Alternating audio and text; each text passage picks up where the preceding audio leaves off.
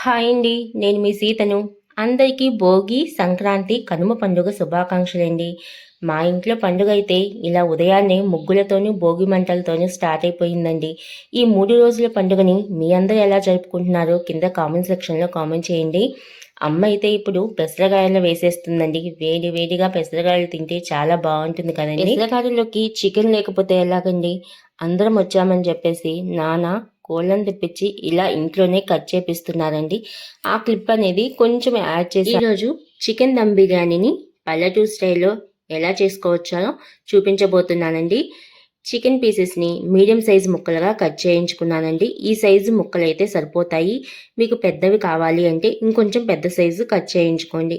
పసుపు 1/2 table spoon వేసుకున్నాను. జీలకర్ర 1 టేబుల్ స్పూన్ వేసుకుంటున్నాను. ధనియాల పొడి కూడా 1 టేబుల్ స్పూన్ వేసుకుంటున్నాను. గరం మసాలా 1/2 టేబుల్ స్పూన్ కన్నా కొంచెం తక్కువగా వేసుకుంటున్నానండి. కొత్తిమీర, పుదీనా సన్నగా కట్ చేసి నీళ్ళల్లో కడిగి వేసుకుంటున్నాను. అది వచ్చేసి అరకట్ట వేసుకుంటున్నానండి. కారం కొంచెం ఎక్కువగానే వేసుకుంటున్నాను. 2 టేబుల్ స్పూన్ల కారం వేసుకుంటున్నాను. రాళ్ళ ఉప్పు రుచికి సరిపడా వేసుకుంటున్నానండి. మన ఇంట్లో ఉన్న బిర్యానీ మసాలా, బిర్యానీ ఆకు, యాలుకలు, లవంగాలు, దాల్చిన చెక్క, ఇంకేమైనా మసాలా దినుసులు ఉంటే వేసుకోవచ్చండి. వీటన్నిటినీ వేసుకున్నాక అనాస పువ్వుని కొద్దిగా కచ్చాపచ్చాగా రోట్లో వేసి దంచి వేసుకోవాలి. ఇలా దంచి వేసుకోవటం వల్ల మంచి ఫ్లేవర్ అనేది వస్తుందండి. కొత్త వాళ్ళైతే కనుక నా వీడియోస్ అన్ని చూసి మీకు నచ్చితేనే సబ్స్క్రైబ్ చేసుకోండి. లైక్ చేయటం మాత్రం మర్చిపోవద్దు. లైక్ చేయటం వల్ల ఇంకొంతమందికి ఫార్వర్డ్ అవుతుంది. సబ్స్క్రైబ్ చేసుకొని పక్కనున్న బెల్ బటన్ నొక్కి ఆల్ అనే ఆప్షన్ నొక్కండి. అప్పుడే నేను ఏది పెట్టినా నోటిఫికేషన్ రూపంలో మీకు వచ్చేస్తుంది. 1 కప్పు పెరుగుని వేసుకుంటున్నాను. నిమ్మరసం అండి. 2 నిమ్మకాయలు తీసుకొని కట్ చేసి ఆ రసాన్ని మొత్తాన్ని కూడా ఈ చికెన్లో వేసుకుంటున్నాను. ఈ చికెన్ కలిపే దాంట్లోనే ఉంటుందండి మనకి టేస్ట్ రావడానికి. శ్రమ అనుకోకుండా కొద్దిగా ఎక్కువసేపే కలుపుతూ ఉండాలండి. మరీ స్పీడ్గా కాదు, మీడియంగా కలుపుతూ ఉండాలి. ఆయిల్ 4 టేబుల్ స్పూన్ ఆయిల్ వేసుకున్నాను. మీరు ఏ నూనె వాడితే ఆ నూనె వేసుకోండి. ఇలా మొత్తాన్ని ఆ మసాలా అంతా కూడా చికెన్ ముక్కలకి పట్టేలాగా కలుపుకోవాలి. మనం కలిపే దాంట్లోనే ఉంటుందండి. మరొక్కసారి చెప్తున్నాను. కొంచెం శ్రమ అనుకోకుండా కొద్దిగా 10 నిమిషాల పాటు కలుపుకోండి. నేను ఇలా కలుపుకున్నాక పక్కన పెట్టేసుకుంటున్నాను. ఈలోగా స్టవ్ మీద ఆయిల్ పెట్టేసుకొని సన్నగా పొడుగ్గా కట్ చేసిన 2 పెద్ద సైజు ఉల్లిపాయల్ని వేయించుకోవాలండి. ఇవి వేగటానికి కనీసం ఒక 3 నిమిషాలు టైం అయినా పడుతుంది. మీడియంగా పెట్టి వేయించుకోండి, లేకపోతే చుట్టూ ఉన్నవి మాడిపోతాయి ఉల్లిపాయలు. ఇలా వేగిన తరువాత సగం వరకు వేగిన తరువాత 2 చిటికెళ్ళ పంచదారను వేసుకోండి. అప్పుడు కరెక్ట్గా వేగిపోతాయి. ఇలా ఉల్లిపాయలు 3 వంతులు వేగాక ప్లేట్లోకి తీసుకోండి. తర్వాత కలర్ అనేది మారుతుంది.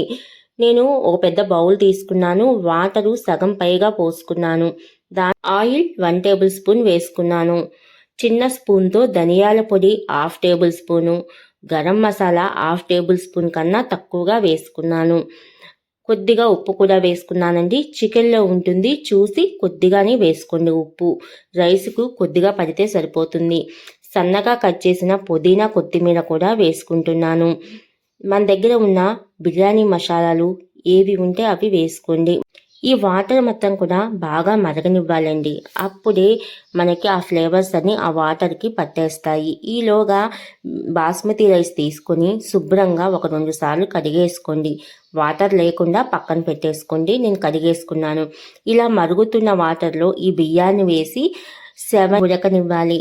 80% బియ్యం అనేది ఉడికితే సరిపోతుందండి. అన్నమంతా ఉడికాక మీ దగ్గర ఉన్న చిల్లులు గిన్నె కానీ వడకట్టే గంటలో కానీ అన్నాన్ని వడకట్టుకోవాలి. ఇలా ఉడికితే సరిపోతుంది. ఇప్పుడు నానబెట్టి ఉంచిన చికెన్ని ఒక పెద్ద గిన్నెలోకి తీసుకోవాలి.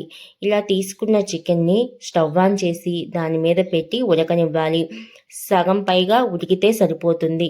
మనం గంట ముందే నానబెట్టాం కాబట్టి తొందరగానే ఉడికిపోతుంది. ఇలా ఉడికిన చికెన్లో అన్నం వండి పెట్టాం కదండి, ఆ అన్నాన్ని మొత్తాన్ని కూడా వేసుకోవాలి. చికెను, అన్నం 2 ఈక్వల్గా ఉడికిపోతాయి ఇలా ఉడకపెట్టుకుంటే. నేను ఈ రైస్ మొత్తాన్ని కూడా వేసుకుంటున్నాను. ఇలా వేసుకునేటప్పుడు జాగ్రత్తగా వేసుకోండి, వేడిగా ఉంటాయి, కాలుతుంది. మీ అందరికీ కూడా నా వీడియోస్ నచ్చితే గనక సబ్స్క్రైబ్ చేసుకోండి. పక్కన్న బెల్ బటన్ నొక్కి ఆల్ అనే ఆప్షన్ నొక్కండి. లైక్ చేయడం మాత్రం మర్చిపోవద్దు. నేను వేయించి పెట్టిన ఉల్లిపాయలను కూడా వేసుకుంటున్నాను ఆ రైస్ మీదే. ఉల్లిపాయలన్నీ వేసుకున్నాక పుదీనా, కొత్తిమీర కూడా కొద్దిగా వేసుకోవాలి.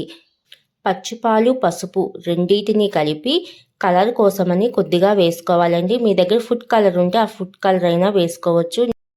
నేనైతే పాలల్లో పసుపుని కలిపి వేసుకున్నాను.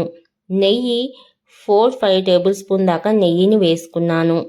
స్టవ్ ఆన్ చేసి పాత అట్ల పెనం ఉంటే దాన్ని పెట్టుకోండి. ఇప్పుడు స్టవ్ ఆన్ చేసి హైలో పెట్టుకోండి. స్టార్టింగ్లో మనం అంతా రెడీ చేసి పెట్టిన బాండీని ఆ అట్ల పెనం మీద పెట్టుకోవాలి. మీ దగ్గర శుభ్రమైన ఒక క్లాత్ని తీసుకొని ఆ గిన్నె మీద పరవాలి. ఇలా పరిస్తే ఆవిరి అనేది బయటికి రాకుండా ఉంటుంది. నేనైతే క్లాత్ పెట్టానండి. మీరు కావాలి అంటే గోధుమ పిండినైనా చుట్టూ పెట్టుకోవచ్చు. నేను ఆవిరి పోకుండా ఒక గిన్నెని పెట్టి ఆ క్లాత్ని అంతా పైకి పెట్టేసి మన దగ్గర ఏదైనా బరువు వస్తువు కానీ ఉంటే అది పెట్టండి. నేనైతే రోలుని పెట్టేశాను. 20 నిమిషాల తరువాత ఓపెన్ చేశానండి. అప్పటిదాకా కదిలించలేదు. స్టార్టింగ్లో హైలో పెట్టాను కదా, ఇప్పుడు మీడియంలో పెట్టేయండి. 20 నిమిషాల తర్వాత మీకు చూపిస్తున్నాను. రైస్ ఎలా ఉడికిందంటే చాలా కరెక్ట్గా ఉడికిందండి. ముక్క కూడా మెత్తగా సాఫ్ట్గా కూడా ఉంది. మీకు చూపిస్తున్నాను చూడండి. మీ అందరికీ కూడా ఈ వీడియో అనేది నచ్చింది అనుకుంటున్నాను. కొత్త వాళ్ళైతే మాత్రం లైక్ చేయండి, సబ్స్క్రైబ్ చేయండి, పక్కన బెల్ బటన్ నొక్కి ఆల్ అనే ఆప్షన్ నొక్కండి. ఇంకో కొత్త రెసిపీతో మీ ముందుకు వస్తుంది పెద్దమ్మ కిచెన్. Thank you.